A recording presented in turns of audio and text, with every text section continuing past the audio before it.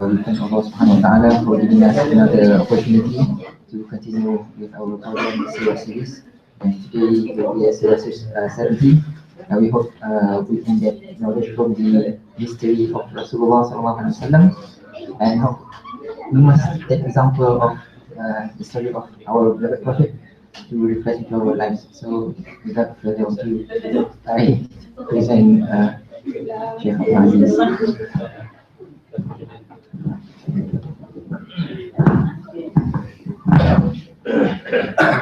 بسم الله الرحمن الرحيم الحمد لله رب العالمين والصلاة والسلام على رسول الله وعلى آله سبحانك لا علم لنا إلا ما علمتنا إنك أنت العليم الحكيم وصلى الله على سيدنا محمد وعلى آله وصحبه وسلم. So, apologies for slightly late arrival and slightly disorganized. Actually came straight from work, then went to the hospital, and then just came straight from the hospital here, so that's why I'm kind of all over the place. Inshallah, and everybody's well. So. Right, I think the last lesson was about the period of the public dialogue, the initial call, and the public call began after the private phase where they were in Dar al-Arqam. And did we talk about how that phase ended? No, perhaps that's where we got to, which is good because that's a nice point.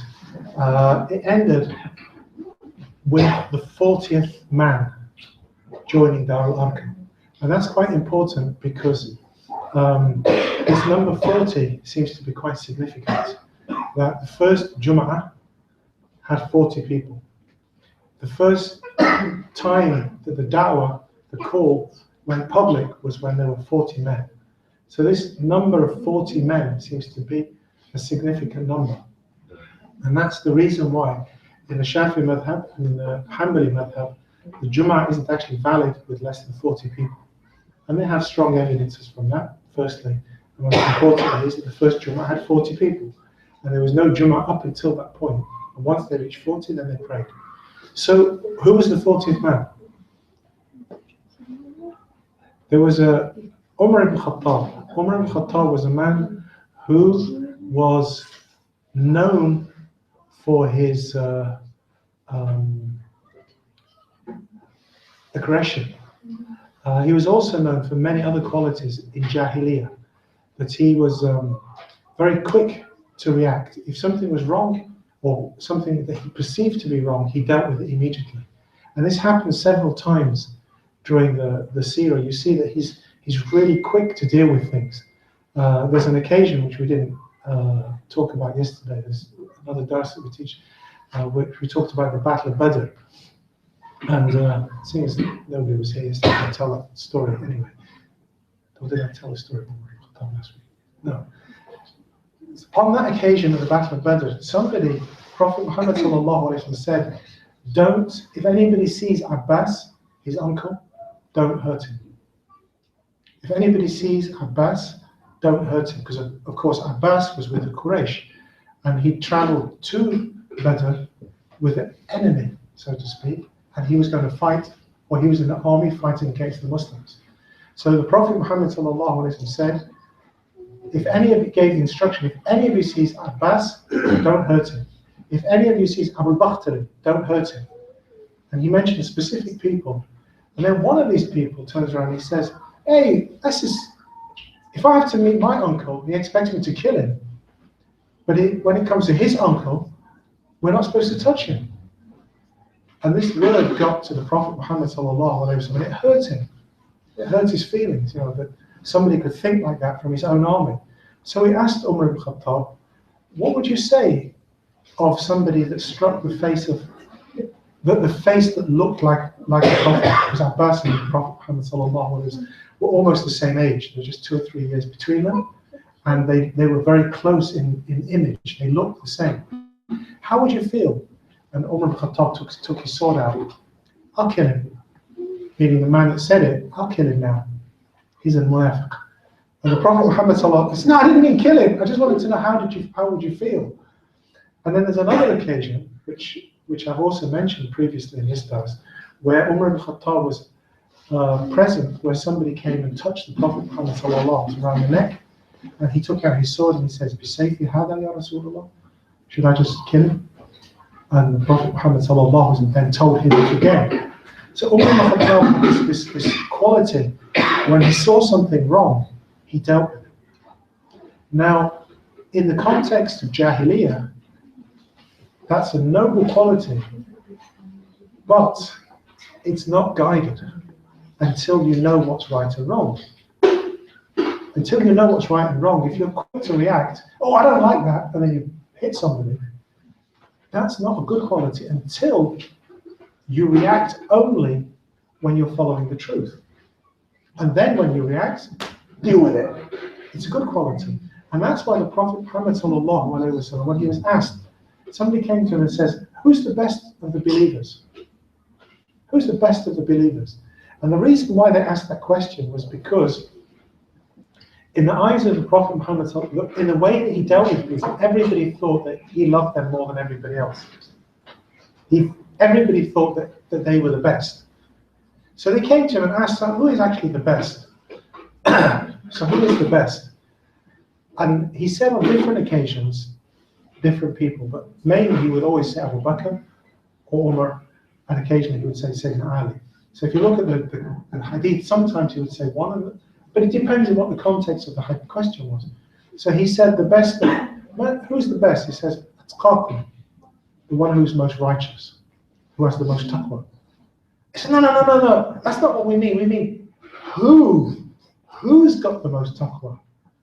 So he says, the one who has the most taqwa is Al-Karim ibn Al-Karim ibn Al-Karim, who is Yusuf, who is the son of Yaqub, who is the son of Ishaq, who is the son of Ibrahim. And they've mentioned in the Quran in that order. And so therefore he is the most noble, who is the son of the most noble, who is the son of the most noble, who is the son of... He says, no, that's not what we mean. Because obviously he wants to know which one of us is the best. And the Prophet Muhammad sallallahu alaihi wasallam doesn't want to answer. So he keeps reporting. So he says, no, which one of us is best? He says, listen. الناس كالمعادن خيركم في الجاهلية خيركم في الإسلام. People are like treasure, raw treasure you pull out of the ground. The best of you in the Jahiliyyah was the best of you in the dunya, after Islam. And then he's about to say, "Yeah, but which one?" And before he says that, the Prophet Muhammad sallallahu alaihi wasallam says, "Umar ibn Khattab," meaning what the qualities that he had before Islam, once they became the way of Islam, they became the highest of qualities of Islam. Now that's interesting because when you see people become Muslim, and this is something we should all should take note of when we're involved in dawah, is that sometimes the people that were the hardest against Islam, or that fought the most, or were the best at arguing against Islam, when they become Muslim, their qualities are transformed. But you have to help that transformation. So say, for example, you have somebody who is a great rap artist. Then when they become Muslim, the quality that they have, they shouldn't just leave it. What they need to do is they need to guide it along with the guidance of the deen, so that the qualities they bring with them. And this is why wherever Islam spread well, for example in the Santra, one of the reasons why it spread so well and why so many people became Muslim in a relatively short time, and that's why people can't even think of places like Malaysia, Indonesia, of ever being not Muslim, because it's just natural. And the reason why it was natural was because they took the qualities of people and they didn't change them. They changed their thinking. They gave them guidance and they used the skills that they had. So if you were a great boat builder, you stayed a great boat builder, but you built boats that were then used for trading in the correct way. If you were a great trader, then you used that quality to trade correctly. If you were a great teacher, then you used those qualities. And that's what happened with Umar ibn Khattab. he was one of these people that just wanted to change society. And when he heard about Islam at the beginning, he was just kind of, okay, it'll go away. But then one day, he just flipped. He just thought, this is too much. I'm going to finish it once and for all. The best way to deal with this is just cut it at the root. Muhammad ibn Abdullah, he's the one that started it, I'll kill him. So it's a simple answer, except it's wrong. So he goes, and on the way, he meets somebody, and they can see that he's going to kill somebody. You can see it on his face, his sword is out. He says, who are you going to kill? And he says, Muhammad. And then he stops and he thinks, no, that's not a good idea, because I'm Muslim. Although nobody knows it, it's a secret, but let me think how. He says, but wait a minute, why are you still concerned about all the problems when your own sister has become Muslim? And he stops and he goes, what? Of course, his sister, Fatima bint al-Khattab, had not announced her Islam, nor had her husband, Sa'id bin Zayd. So, at this point, he started to think he kind of got a little bit confused, so to speak. So he says, no, they're over there. They're in their house studying Quran. These two, they've been Muslim for ages. In fact, I think they were probably the first Muslims. And, they're really good in Quran, And it's like he's trying to buy time to think, well, maybe by this time the Prophet Muhammad sallallahu would have left Dar al-Arqam. So and he just puts his sword away and just decides, okay, I'll go sort my sister out. So he goes home, or goes to Sayyidina Zayd's house, and he comes and he bangs the door. And as he bangs the door, the person that's teaching them Quran, which we actually mentioned last time, he jumps through the window. He jumps through the window because he knows Umar ibn Khattab's just walked in. And Zayd, the husband, runs into the corner and hides because he knows what's going to happen. He's going to get killed. Sayyidatuna Fatima, she doesn't. She turns around because she was holding the Quran and it fell on the floor. She's not going to let the Quran be damaged, so she picks it up. And he sees her and he goes and picks it up, and then she's furious. She pushes him away and she says, La yumassahu illa mutahharun. Nobody touches this except clean ones. And at this, you don't speak to Umar ibn Khattab like this. And when he sees that, he just smacks her. And she falls to the ground. And blood is coming from her face. And then he stops. And he realizes what he's done. And he also realizes, what was it that motivated his sister to stand up and hit him when no man would dare do that? It was this piece of paper. So he asks, can I read it? And she says, no. And then she calls Zayd. You read it to him. So Zayd reads it to him, and his heart melts. He hears the Surah Taha, which talks about the Quran. We haven't sent this Quran to you, meaning Muhammad sallallahu alaihi wasallam, so that you could be wretched. And he stops and he thinks, that's true actually. They have dignity. This woman, this sister of mine has dignity. This Quran has dignity. That man, Muhammad ibn Abdullah, is the Amin, and he has dignity. He puts his sword away. He goes, I'm going to speak to him now. And he goes to Dar al-Arqam, and he goes and he greets. And Umar ibn Khattab, just before that, he'd been making dua. Allahumma izzana bi ahad al-umrayn. And oh Allah, make this Islam strong by giving us to one of two people, ahad al-umrayn, either Umar ibn Khattab or Amr ibn Hisham. One of these two. That's who we want to become Muslim. And then Allah subhanahu wa ta'ala sends Umar ibn Khattab, and when they see him coming, they get ready to fight because they know, oh, this is trouble. And of course, the Prophet Muhammad sallallahu alaihi wasallam had already made this right, so he knows one of them is going to come any minute now. And Umar ibn Khattab walks in, he puts his sword down and he says, tell me about Islam. And the Prophet Muhammad sallallahu alaihi wasallam explains, and he says, he accepts the Shahada, offers the Shahada, then he says, come, let's do Tawaf. And he then leads them from Dar al-Arqam, Labbaik Allahumma Labbaik, I'm here. My Lord, I'm here. Labbaik la sharika laka labbaik. No partner to you. I'm not scared of anybody. Of course, everybody's standing behind him. And they can't believe what's happened. The non-Muslims, the Quraysh, can't believe what's happening. They knew about Islam. They knew that these Muslims, they meet up in this room 409. Now, they meet in these kind of quiet little corners. They know all of that. They know there's loads of Muslims on campus. But they don't actually pay attention because we can just pretend they're not really there. But now all of a sudden they come walking to the Kaaba, led by Umar ibn Khattab. So this is the beginning of the next phase.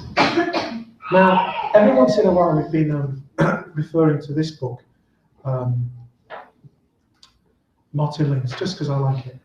And I'm going to do that again here, just because this is very beautifully written.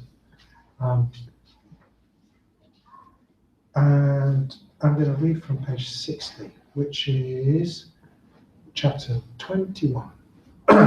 So the open phase has begun, and then the Martin Links writes, from that day, Hamza faithfully maintained his Islam and followed all of the Prophet's behests. So what day is this? It's the day when Sayyidina Hamza became Muslim. What was this day? The Muslims up until that point, up until the point of Umar ibn Khattab becoming Muslim, had been quiet. Now, they started to go public. They prayed at the Kaaba. They did tawaf at the Kaaba. Whenever the stronger Muslims were around, they would go. The day after Umar ibn Khattab spoke, Umar ibn Khattab didn't speak. Umar ibn Khattab led the tawaf. The Prophet Muhammad sallallahu alaihi wasallam went to the Kaaba the next day, and he ordered Abu Bakr to speak. They went to the Kaaba, near to the Maqam of Ibrahim, and he sat, and he told Abu Bakr, stand and tell them about Islam. Now, this is really powerful. If you think of what's going on here, it's not the Prophet Muhammad sallallahu alaihi wasallam speaking. He's instructing Abu Bakr as-Siddiq to speak. So the first public khutbah, so to speak, was actually delivered by Abu Bakr as-Siddiq. And the Prophet Muhammad sallallahu alaihi wasallam sat at his feet. And when he'd finished, somebody came up to him and smacked him in the face. And this was unthinkable before Islam. Abu Bakr as-Siddiq was the most beloved, the most respected of all of Quraysh, or one of the most respected.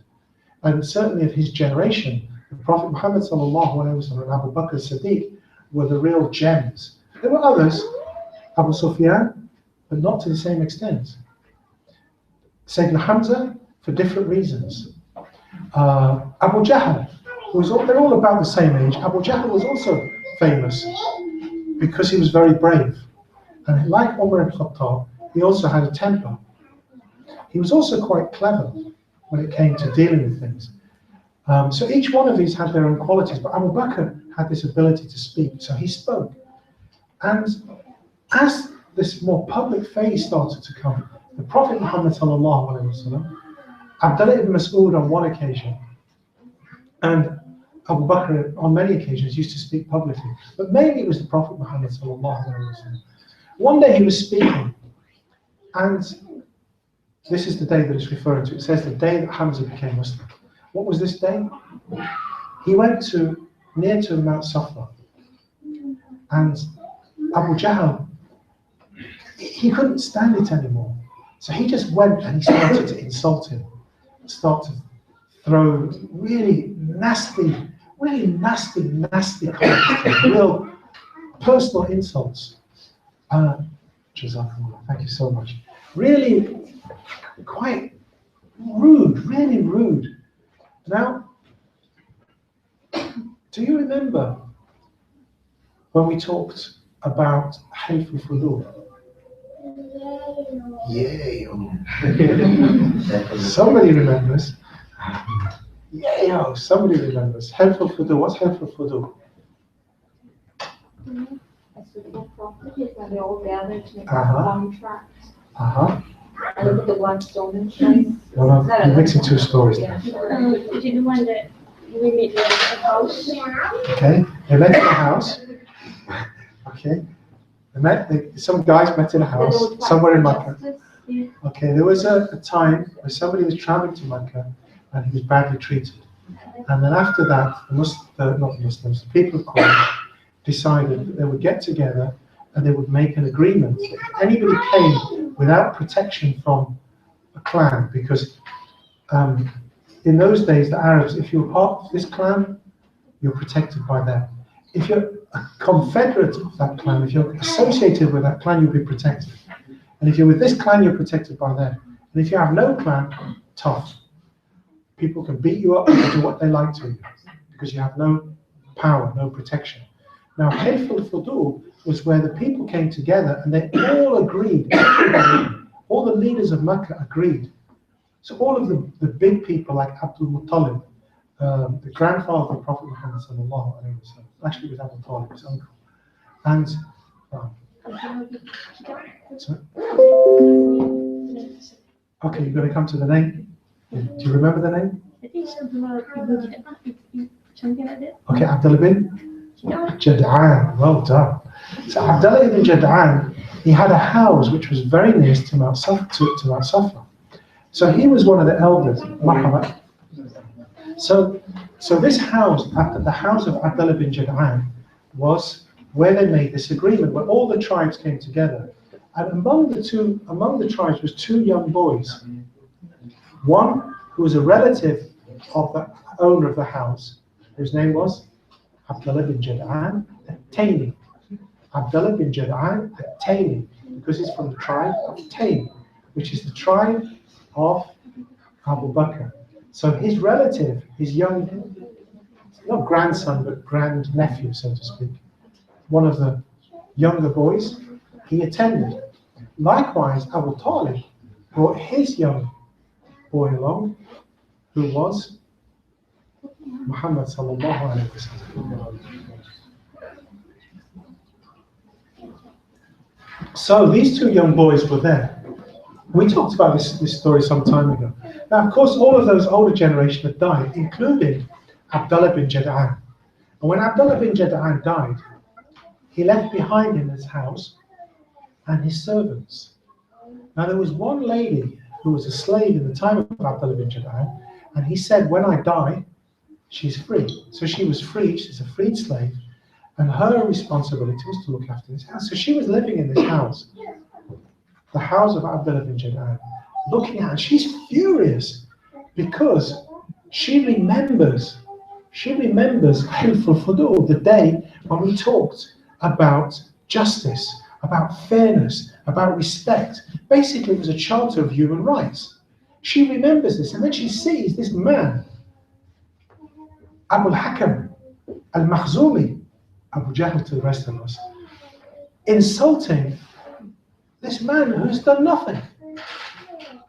The Prophet Muhammad sallallahu alaihi wasallam did nothing, and he didn't react. In the same way that when Abu Bakr as-Siddiq was hit in the face, he was knocked out, knocked unconscious on one occasion. On another occasion, blood was pouring from his face. Nobody reacted. Abu Bakr as-Siddiq didn't fight back. The Prophet Muhammad sallallahu alaihi wasallam never fought back. In the whole of the time that they were in Mecca, they never fought back. They didn't even argue back. The closest they got to arguing back was when a number of them were insulting the Prophet Muhammad sallallahu alaihi wasallam and saying how downtrodden they are and how it's only the poor and weak that join the Muslims. And this Quran has come to bring you nothing but lowness. And then he turned to them and he says, Ji'tu bil dhabh. And he left. That's the only thing he said. Ji'tu bil dhabh. And they almost wet themselves in fear. This poor man who has no weapons, who has no army, who has no power, he says, I come with slaughter. And this is interesting because this statement is misunderstood by many people. You have to understand it in the context of what was going on. Was that these four people who were insulting the Prophet Muhammad sallallahu and insulting the Quran and insulting Islam, they imagined that because they were powerful, they would never be harmed. But the Prophet Muhammad sallallahu was inspired to say, you four are all dead. There's a day that's going to come when all four of you will be killed in one day. And it's inconceivable at that time for people to understand that. He didn't say that we're going to come and chop your heads off, because he never did that. And so those people that understand this statement, because there is a group of people who we all know, they do things which are atrocious against Islam, and they quote this hadith to say the Prophet ﷺ says, I came with slaughter. He didn't say I came with slaughter. He did say those words, but in that context. And then he left. That was later. But on the day that we're talking about, he said nothing. And generally, he never said anything. There's only 2 occasions that I know of in the whole of Makkah where he even spoke back. And these were always because Allah told him to. Those 4 people, he told them they were going to die. And all 4 of them died at the Battle of Badr. And the other one was Ubay ibn Khalaf. Ubay ibn Khalaf. Okay. Ubay ibn Khalaf. Who's Ubay ibn Khalaf? Okay, Ubay ibn Khalaf was supposedly a big, strong fighter. He was big, overweight, I mean. He wasn't a particularly good fighter at this stage in his life. And he was a bit of a coward, actually, but let's not go into that. So the Prophet Muhammad sallallahu, he came and he said, I'm going to kill you. I'm going to kill you. And he kept going on and on. I'm going to kill you. I'm going to kill you. Till eventually, the Prophet Muhammad sallallahu turned to him and says, I will kill you, inshallah, if Allah wishes. And at that, he became so scared, again, because he knew the Prophet Muhammad sallallahu was al-Amin. He never told lies. So when the Prophet Muhammad sallallahu says, Ji'tu bidhabh, I've come with slaughter, you 4 are dead. They all wet themselves. And so did Ubay ibn Khalaf. Ubay ibn Khalaf remembered that. That's why he didn't go to Badr. But he did go to Uhud. When he got to Uhud, the Prophet Muhammad sallallahu scratched him with an arrow on his shoulder. Not a shoulder. What's this? It's not shoulder. Yeah, shoulder. Just along here. He scratched him here. Shoulder? You're the doctor. Anyway, he scratched him here, right? Kind of shoulders. Yeah, okay. So he scratched him here. There was no blood. And when this arrow scratched him,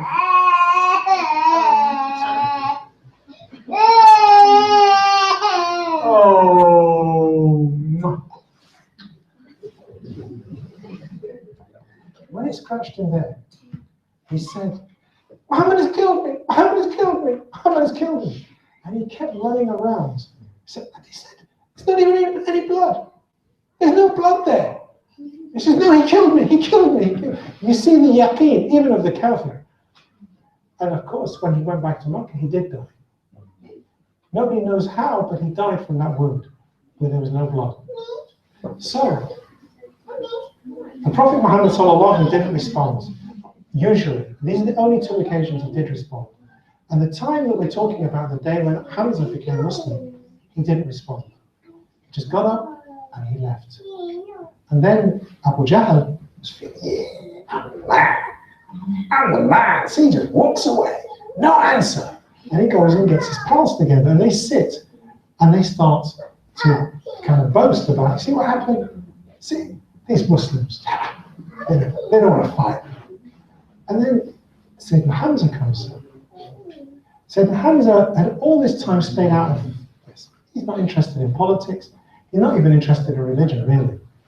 Sayyidina Hamza has, of course, Sayyidina Hamza, as we've talked about before, is the brother of Muhammad sallallahu alaihi wasallam, as well as the uncle. How's his brother? Because they both fed from the same milk mothers, several of them. So they're the same age. although he's his uncle. But they grew up together, but they grew up slightly differently. But the Prophet Muhammad was very slim, tall and slim, and he was very accurate with his arrows. If he threw an arrow, it would always hit the target. If he shot it with his arms, with a bow, it would always hit his target, and he had real distance. He had power in his arms. But he wasn't outwardly a great wrestler. When he wrestled with Hamza, Hamza was usually the strong. He had big arms, big, he was very powerful. He was also good with the arrows, but it was power that he had. So when,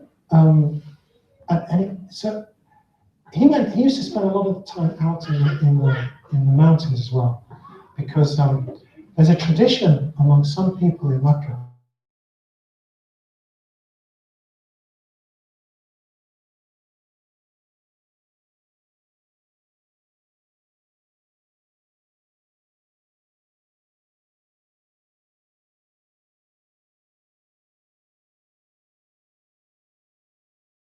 Anyone know what kilab means in Arabic?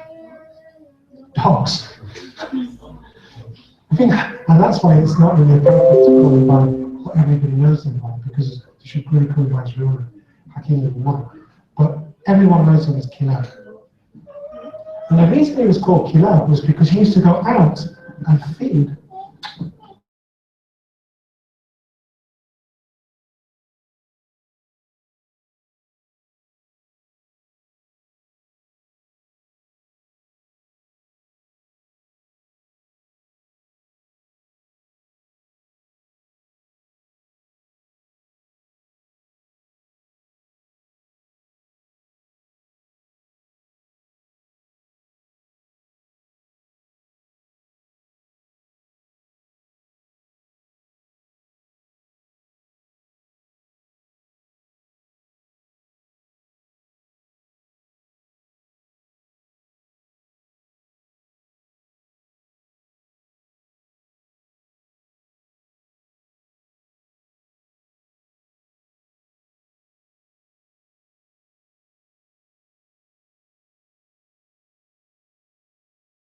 He said this, and with this, he became furious because this was his blood.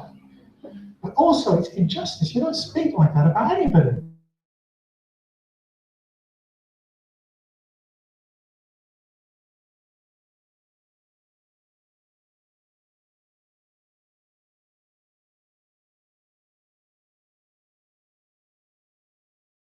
When it came to fighting, he was really quite brave.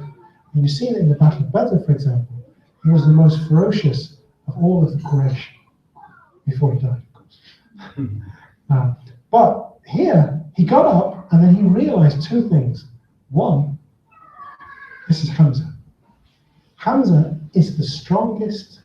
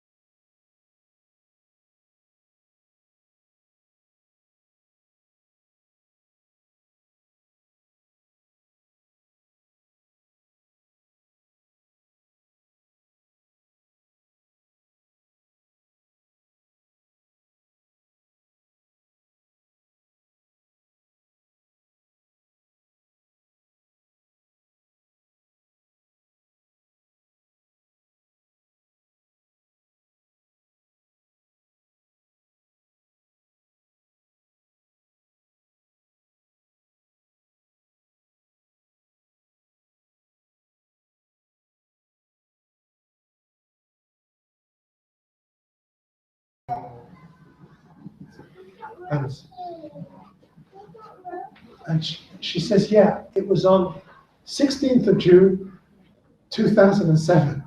She can remember the day. She can remember where she was, because she says, I only ever lost my temper. She's been working for me for 12 years. She said, I only lost my temper once. And then I laughed, because I remember somebody else saying that. And then the Shaykh at the time that I was working with, he says, don't be fooled. Don't be fooled. If somebody's calm, mild-mannered all the time, they're the ones you have to be careful when they lose their temper. Because when they lose their temper, it will be recorded in history. And Hamza was one of these people. So when he hit Abu Jahl, you know that this day is going to be written down in history. And it was. Because the others, all the other Makhzumites, the tribe of Abu Jahl, they came to start, okay, there's only one of him. He may be big and strong. He may be the biggest and the strongest in the whole of Makkah, but we're loads. If we jump on top of him, he can't fight all of us. But Abu Jahl knew. He wasn't stupid. He just says, leave him. And he says, why? We should fight. He hit you. He says, no, he's right. I was rude to his nephew. That was the end. And then he said, sorry, it wasn't the end, because just before that, he said, so you've got a problem with his religion. You've got a problem with his religion. You've got a problem with my religion. And he had no idea what he was talking about. And then he went home. He went home. And he was really disturbed by what he'd said. He went home and he was disturbed by what he said. Can I jump to another story, which isn't to do with the Seerah? It's a nice story. Can I? Permission?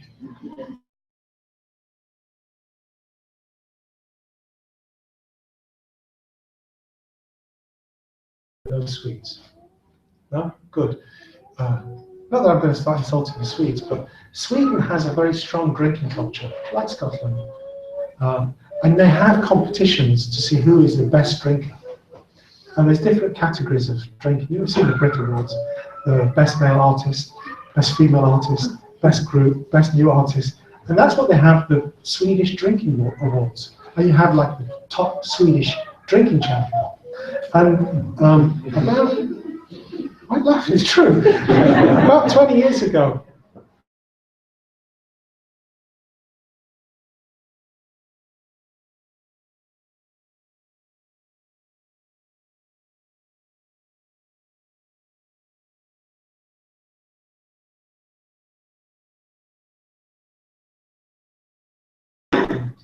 the merchant scene, they don't take Muslims.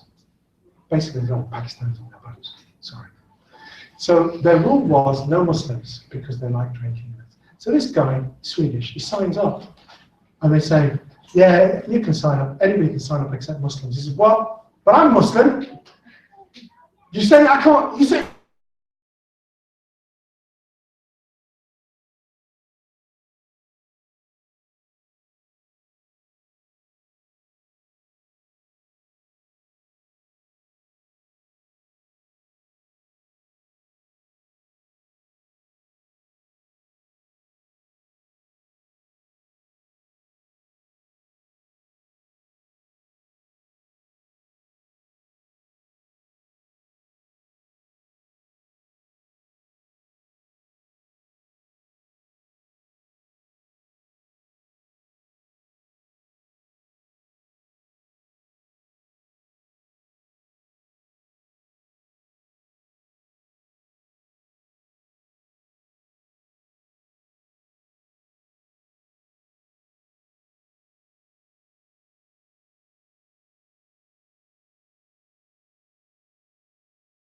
Beautiful. I mean, he was handsome, really handsome man, and she was long. And the baby, all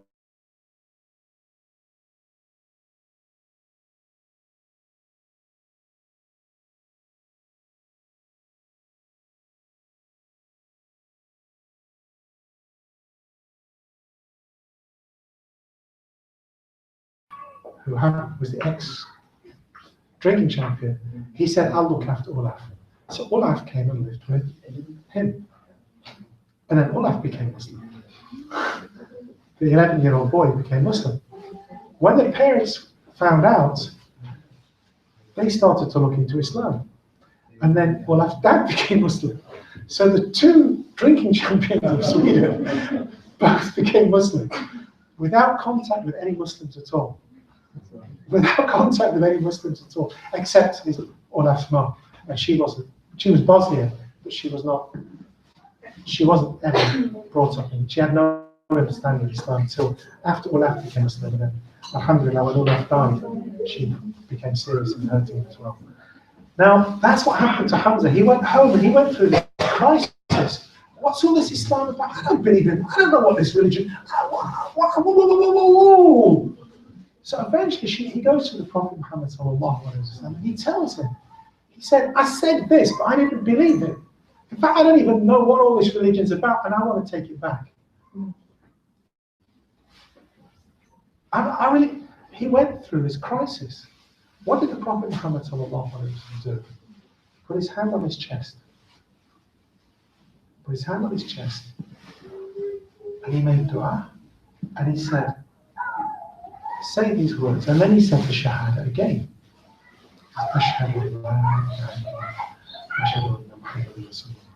And when he said it this time, complete tranquility came into his heart. And the man who was the strongest, toughest person in town had become Muslim.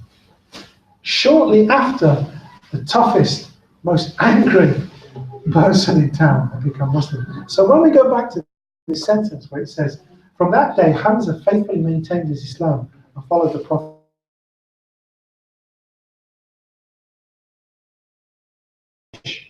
who were now more hesitant to harass the Prophet directly, knowing that Hamza would protect him. So now he's gone into a completely new phase.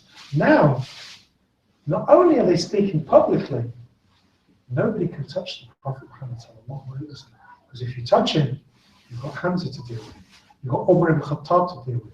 Now, we're moving into a different kind of situation. Now, what we've really got now is a class war. Because previously, the Muslims were low and young. There were no real high nobility other than occasionally one or two of them, like Abu Bakr as-Siddiq, said Uthman ibn Affan. And they themselves had their own problems, within their families. And we're going to come to what happens, say, perhaps at the end or to next time. So what did they do?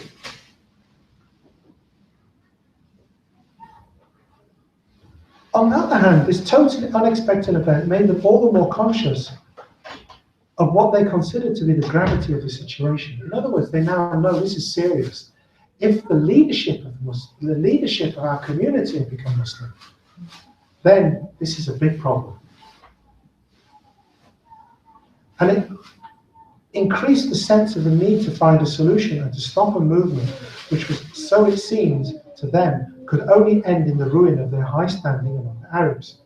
In a view of this danger, they agreed to change their tactics and to follow a suggestion, which was now made in the assembly by one of the leading men, Abdul Shams, Utbah ibn Rabi'. Now actually, there's a difference of opinion of exactly how this happened. According to Martin Links, Utbah ibn Rabi' himself said, why don't I do this? So I'll tell the story according to what Martin Links says, which is based on Ibn Hisham. He said, Utbah ibn Rabi' turned around and he says, look, what we need to do is we need to talk to this man. Let's make a deal. Let's go and talk to him and he'll listen to me. So that's how one version is. Another version is they called everybody, all the leaders together, and they said, what are we going to do? What should we do? We can't beat them up anymore, because if we do, we're going to get into trouble with Hamza, Umar, and all this stuff. So we don't want to do that. So what can we do? We need to find a solution.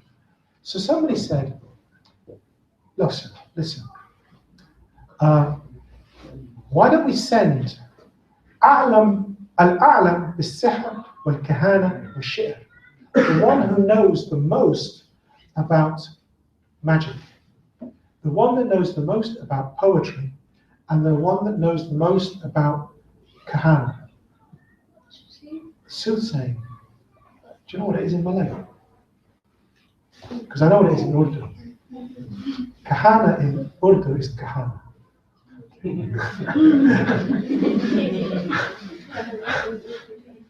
But I'm assuming it's not in Malay. What's kahana in Malay? Somebody help me. Soothsaying. Okay, what's soothsaying in Malay then? Soothsaying. All right. He's trying to trick me. Just say kahana. Okay, so the one who's and the reason why they wanted this person, they wanted somebody who can understand the mentality of Muhammad sallallahu alaihi wasallam. Now, why would you do this? If somebody's mental in Glasgow and they become Muslim, who do they always ask to go and talk to them? Abdul Aziz. It's true. You go to the mosque, people go to the mosque and say, so and so has gone mad. The imams never turn around and say, okay, bring him to the mosque. They say, go call Abdul Aziz. It always happens. I love the imams in Sanctuary Mosque. They're good, close friends of mine. But when it comes to mental health, they always call me. I don't know why. You know. Okay. Oh yeah, you were saying. When it comes to kind of freaky people becoming Muslim, you know, like drug addicts or musicians, when they come into the mosque, when drug addicts come into the mosque, the imams, they don't really like to deal with it. What do? Speak to Abdul Aziz. Okay. So this is why they thought we need somebody who can get into the mind of Muhammad sallallahu alaihi wasallam. He's got poetry going on in there. He's got some kind of magic going on in there, and he's got some kind of soothsaying. So we want man a'lam an-nas bis-sihr wal-kahana wal-shi'r. And the person that they came was Utbah ibn Rabi'a. Now Utbah ibn Rabi'a was the ideal person. Why? Because he spoke several languages. So he knows, when he went to Rome, when he goes to Rome, well, Rome, when we say Rome, we don't mean the city of Rome, what do we mean? Byzantine, Syria, Istanbul. And when he goes to those places, he can speak Greek, he can speak Roman, he can speak Al-Habashi, he could speak the language of Al-Habasha, of Ethiopia. He was really very eloquent in several languages. He was a great poet. He was a nobleman, everybody respected him. And he knew magic, and he understood kahana. So he was the obvious person to be called. So these are the two versions, but whatever happens, we know that he went. And so I think I won't read from the text, maybe I'll just cut it short. So he went to the Prophet Muhammad sallallahu alaihi wasallam, and he greeted him. He says, how are you, Muhammad? You're a nobleman of our tribe. He spoke very nicely to him, and the Prophet Muhammad sallallahu alaihi wasallam responded. And he said, let's talk, because it's obvious that what you've brought to our community recently has caused a lot of conflict. So he's using wisdom here. Families are split, and the trade is going to go down. You know, if we leave the euro, there's going to be all kinds of problems. If Scotland is, if it's based on fear. So he starts to say, trade is going to be affected by having too many Muslims coming to Europe. Okay? It's not good for Europe. It's not good for Quraysh. Did I get mixed up here? Okay, the story doesn't change, does it? So he's putting this, he says, let's make a deal. What is it that you want? We know you only have one wife. Okay? We know you only have one wife. And we know that she's a noble woman, she's a bit older than you. Why don't we give you a choice of any woman in Mecca? And if you don't like Meccan women, we will bring you 10 of the most beautiful women in the world. Of course, he can say that because he can actually do it. He could go to Istanbul and bring the 10 most beautiful women in Istanbul. That's how powerful he was. He could go to Al-Habasha and bring the 10 most beautiful African women. So he talks with Prophet Muhammad sallallahu alaihi wasallam. Says, if that's what you want, just say. And if it's not women that you need, you want to be the ruler, you want it to be the Sayyid of our community, like your grandfather was, we will do it. We will not do anything without first consulting you. The Prophet Muhammad hasn't even said a thing. No change in his expression. You know, when you speak to men about beautiful women, you see, their faces change. Even the married ones. Just the idea of a beautiful woman, even if their wife is the most beautiful woman in the world. Men are men. You know, that's true, isn't it? And the Prophet Muhammad sallallahu alaihi wasallam, his face didn't change. And when they talked about making a mistake, he didn't change at all. He's not bothered. He's just listening. So he's thinking, okay. I'll tell you what, you want to be the king. There's never been a king in Mecca since thousands of years, when there was a short time where a Yemeni king came and he ruled for a short time and then he went back.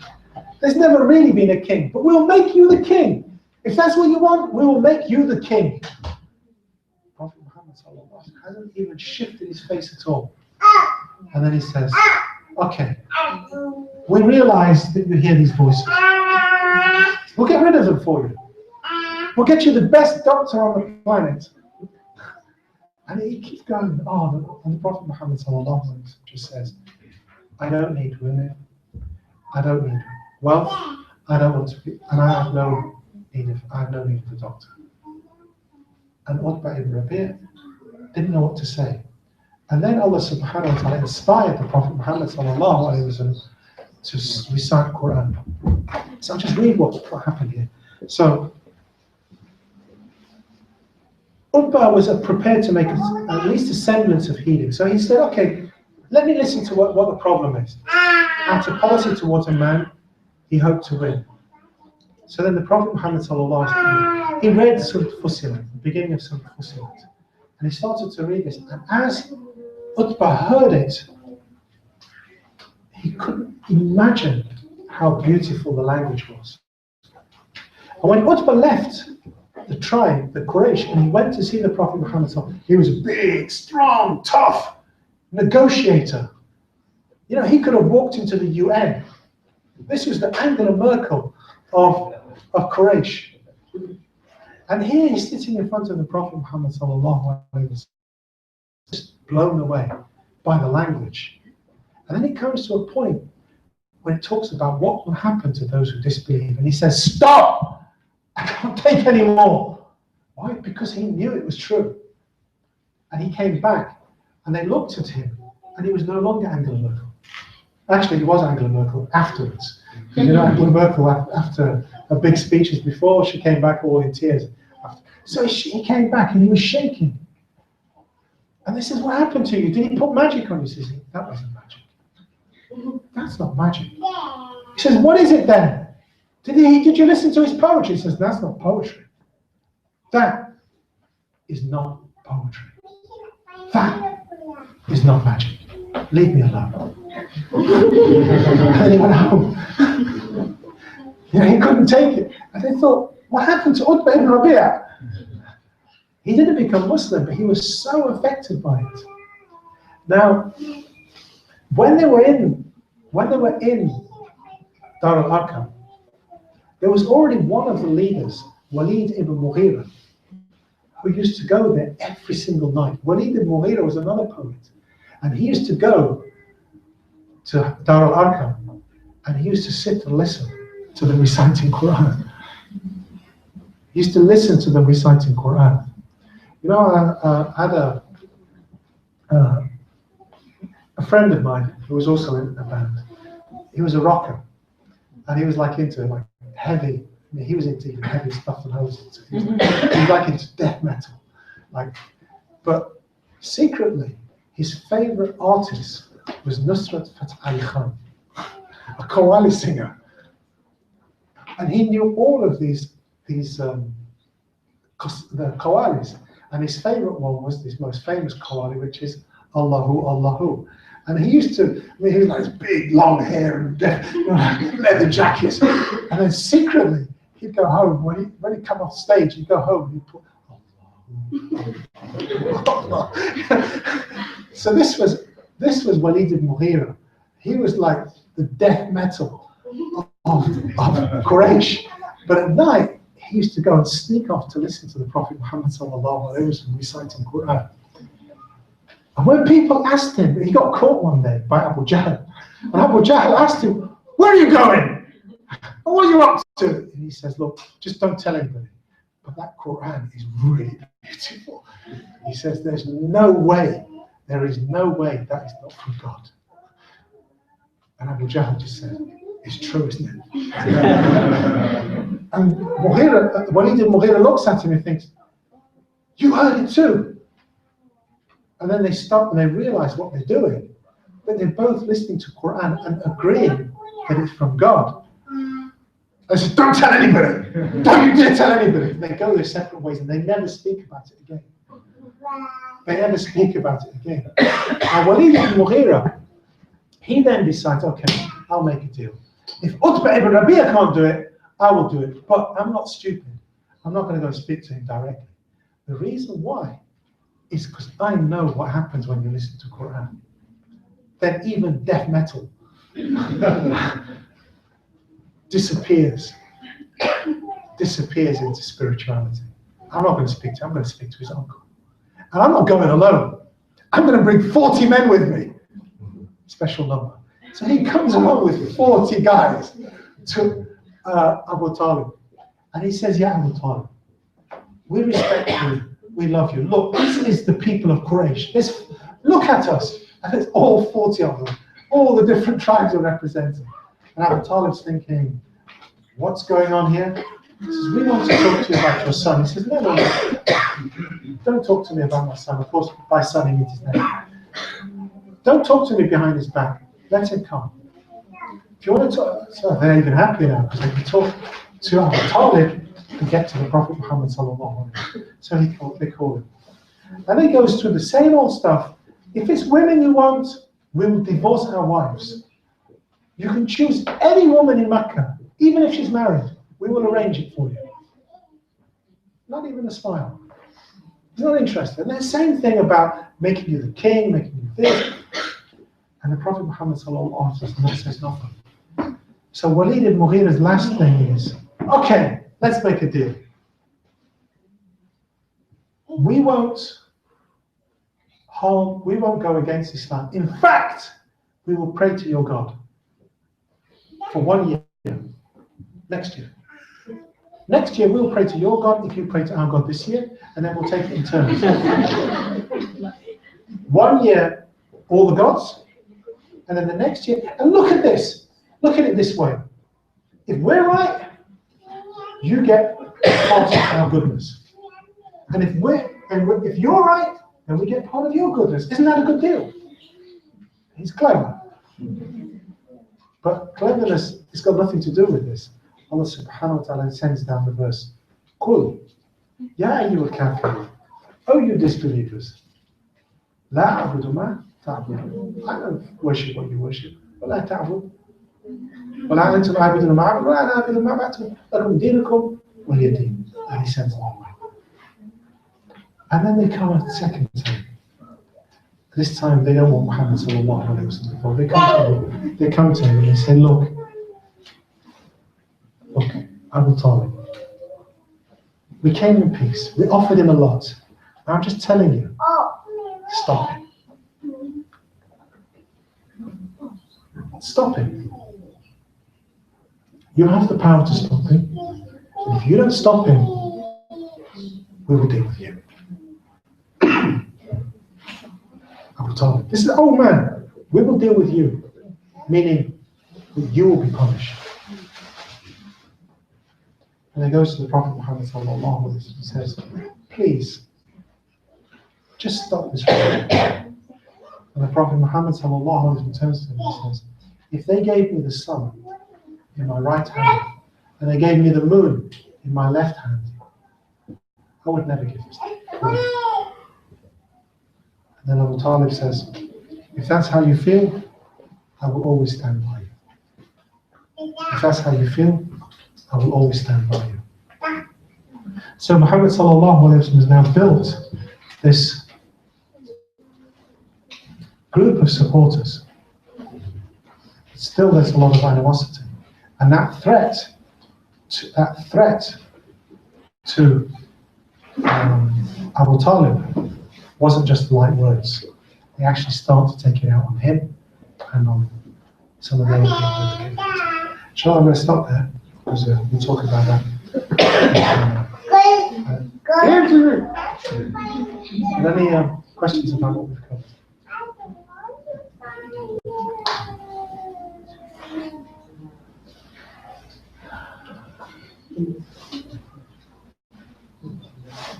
No? Question? Yeah, please. Back to the story of Ubay bin Khalaf. Did Prophet Muhammad SAW ever kill a person? As far as I know, the only recorded person that was ever died at the hands of Prophet Muhammad ﷺ was Ubay bin Khalaf. This is what I've been taught, was that he never physically killed anybody except Ubay bin Khalaf. And the way, I mean, I told you the story, that might not even count as him killing him, but we know that he killed. And interestingly, if we go back to the Battle of Badr, so I had a dance on the Battle of Badr, it's just kind of spinning in my head.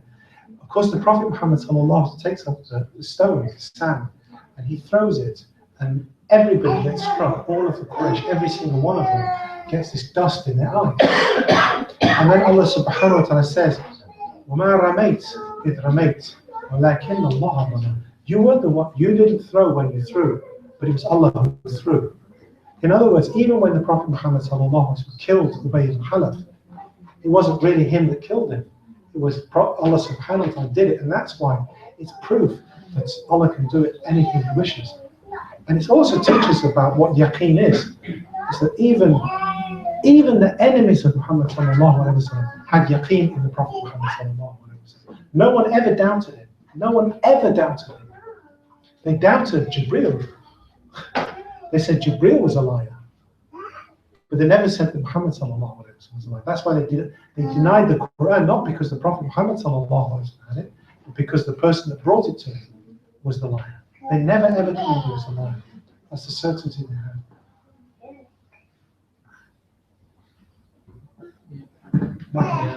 I'm just thinking about the stories that you have told us just now about Umar bin Khattab and also about the deals that the Quraysh were trying to make with Muhammad.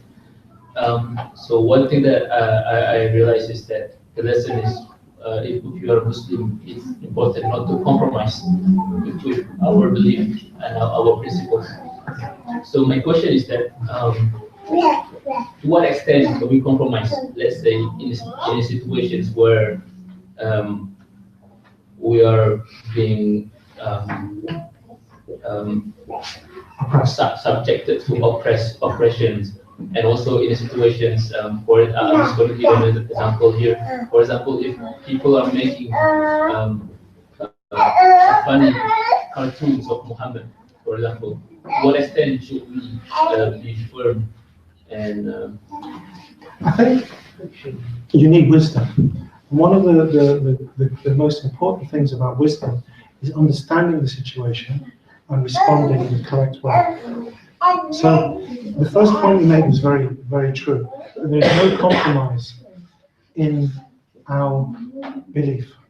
You know, the lesson is you can't compromise. We can't worship Jesus one day and then God, Allah subhanahu wa ta'ala the next day. You can't mix your religion.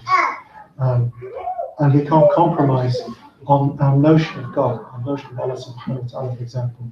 That if somebody comes along and says, well, what about a God that is everywhere, for example, is present in everything, which is a belief. And there are Muslims who have adopted this belief incorrectly.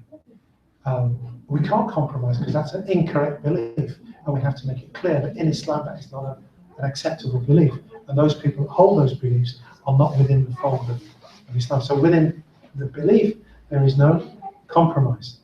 When it comes to dealing with people, you can see that the Prophet Muhammad ﷺ went through different stages of his life, and there were stages where he compromised to the extent that everybody around him among the believers doubted whether this compromise was too, they all thought it was too far. For example, at Hudaybiyah, when even the way that the contract was written, Sayyidina Ali, he wrote Bismillahir Rahmanir Rahim, and then Abu Sufyan was it Abu Sufyan or Abu Jahl? Abu Sufyan. Abu Sufyan said, no, if we believed in the Rahman, we don't know who the Rahman is, take that name out. So it says, okay, Bismillah. And then the word Rahman is taken off. So here's a compromise, but it's a compromise which isn't really in belief. It's not changing our belief, but it's changing our appearance, so to speak. But not changing it. We still believe in the Rahman, it's just that we're not putting this name forward. And then he says, Min Muhammad ibn Abdul, Muhammad Rasulullah. He says, stop that. If we believed you were the messenger of Allah, we wouldn't be fighting you. Take it off. And then Muhammad sallallahu alaihi wasallam says, rub out Rasulullah. And Ali said, Ali karamallahu wajhah, who was writing, he says, no. So the Prophet Muhammad sallallahu alaihi wasallam himself rubbed out. So that's how the contract began. The Hudaybiyah contract began like that. And it was, okay, we're not going to come to Makkah. We had intention to come to Makkah, but we're not coming. And everyone was saying, oh, no, this is not right, this is not right, this is not right. But the Prophet Muhammad sallallahu alaihi wasallam did all of those things because he was inspired. And politically, he actually was correct. Because what happened was that then they had peace, which allowed them to build the state. And when it came to the Khaybar, which then came shortly after that, the Muslims were actually powerful enough to take on the biggest and most dangerous enemy within themselves, which was so political compromise is something which is sometimes correct according to the Seerah, but there's always the need for wisdom, is understanding. Because some people say, oh no, Hudaybiyah, the Prophet Muhammad sallallahu alaihi wasallam made compromises, so let's make compromises with Israel, or let's make compromises about this, or let Assad stay for as long as he likes. It's a compromise we can cope with. This isn't what it means. Wisdom is understanding. Is that relevant? It's not.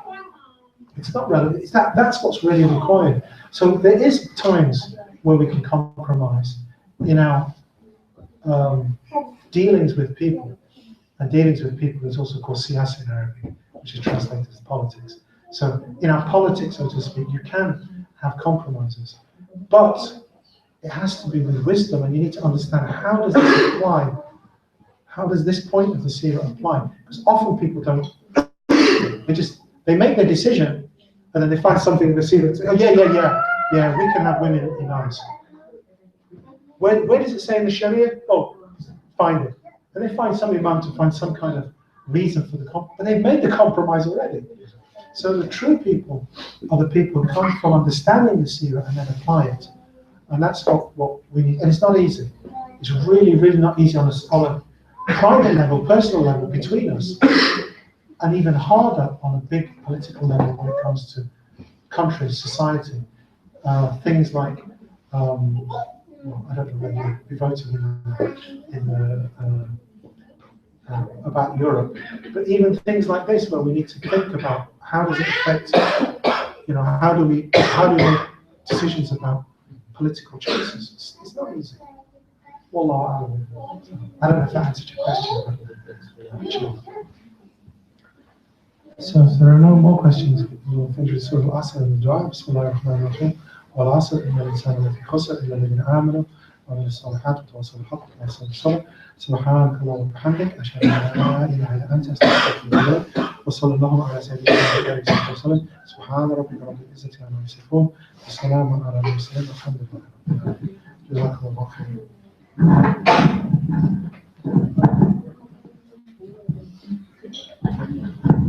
Alhamdulillah, we should take example from the story of Rasulullah SAW, and the example of how the best of people before Islam become among the best of believers after converted to Islam. And we should, inshallah, may Allah grant us istiqamah to keep coming to this class. As how firm Rasulullah SAW was doing his da'wah. Inshallah. Assalamu alaikum warahmatullahi wabarakatuh.